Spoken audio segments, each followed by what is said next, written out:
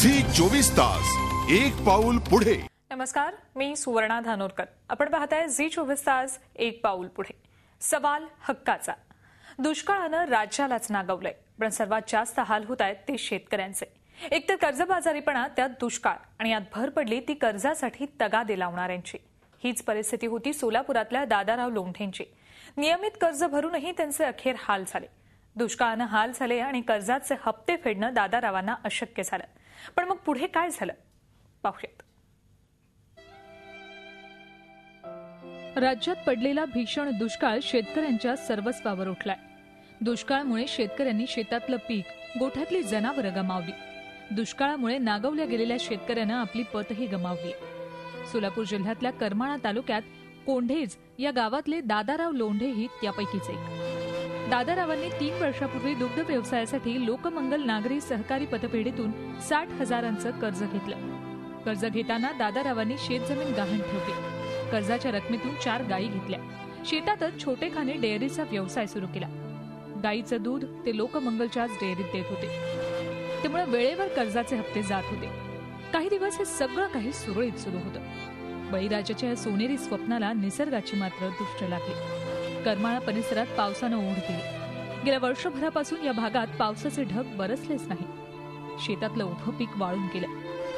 पिकाअभावी गायींना चारा मिळाला नाही, त्यामुळे गायीचं दूध आटलं। चढ्या भावानं विकत घेतलेल्या दुभत्या गायी विकण्याशिवाय दादारावांसमोर पर्याय राहिला नाही। चारा नसल्यानं भाकड गायींना किंमतही मिळाली नाही, त्यामुळे अतिशय कमी किमतीत त्यांना गायी विकाव्या लागल्या।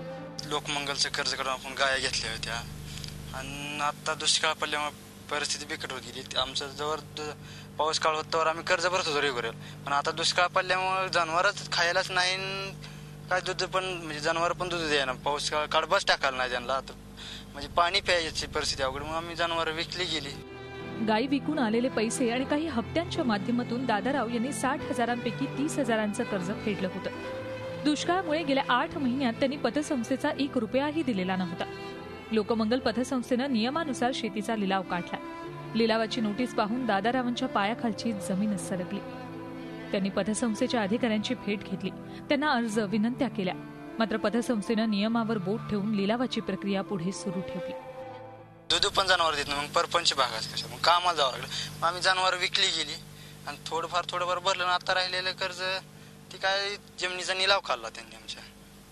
मग त्यांना वारंवार मदत म्हणजे विचार, थांबा थोडं, आम्ही कशाने भरतो, दुष्काळ ती काय गेलं ऐका नसती, तुमचा निलावच होणार आहे, तुम्हाला भरणं होत असलं भरा, नाही तुम्हाला फोन करू नका, असं बिराजदार बोलत होतं। सरळ मार्ग बंद झाल्यावर दादाराव लोंढे यांनी झी हेल्पलाईनकडे मदतीचा हात मागितला। झी हेल्पलाईनची टीम करमाळा तालुक्यातल्या त्यांच्या गावी पोहोचली। त्यांनी अडचण समजावून सांगितली। कायदेशीर बाब पाहता लोकमंगल पतसंस्थेची बाजू योग्यच होती, मात्र माणुसकीच्या दृष्टीनं काही मार्ग निघतो का हे पाहण्यासाठी झी हेल्पलाईनच्या टीमनं पतसंस्थेचे चेअरमन सुरेश साठे यांची भेट घेतली। दादारावांची बाजू त्यांना समजावून सांगितली। कर्ज फेडण्याबाबत ते सकारात्मक असल्याचंही त्यांना समजावून सांगितलं। झी हेल्पलाईननं प्रभावीपणे बाजू मांडल्यानं लोकमंगलनं दादारावांना कर्जफेडीची मुदत वाढवून दिली। आता झी हेल्पलाईनने सांगितलं आणि त्या लोंढेने सांगितलं की मी महिन्याला 20-20 हजार रुपये भरतो, तर त्या झी हेल्पलाईनच्या माध्यमातून आणि त्यांनी समजावून सांगितल्यामुळे तो महिन्याला 20,000 भरायला तयार झाला आणि आम्ही ते मान्य केलं आणि आम्ही महिन्याला 20,000 घेऊन ते खातं भरून घेण्यास तयार झालो। जमिनीचा लिलाव थांबल्यानं दादारावांना धीर आलाय। त्यांनी झी हेल्पलाईनचे आभार मानले।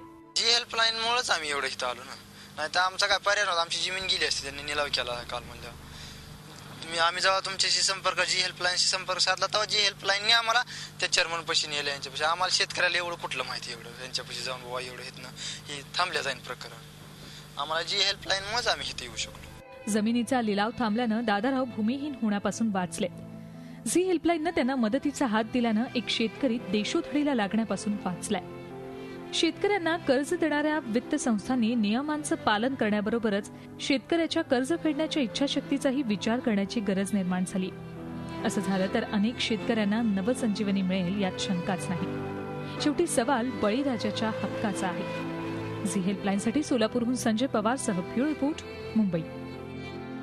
झी 24 तास एक पाऊल पुढे।